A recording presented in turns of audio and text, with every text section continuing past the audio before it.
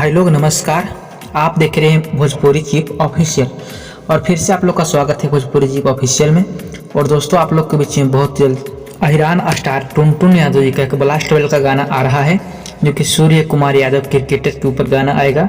ये काफ़ी तांडव मचा देने वाला गाना आप लोग के बीच में बहुत जल्द रिलीज किया जाएगा।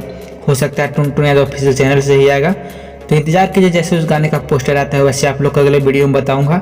और आप लोग फिलहाल अंकिता फिल्म चैनल पर और दीपाली फिल्म चैनल पर जो गाना रिलीज कर दिया गया है टुनटुन यादव जी का, तो आप लोग ये दोनों गानों को आप लोग चैनल पर जाकर सुन सकते हैं।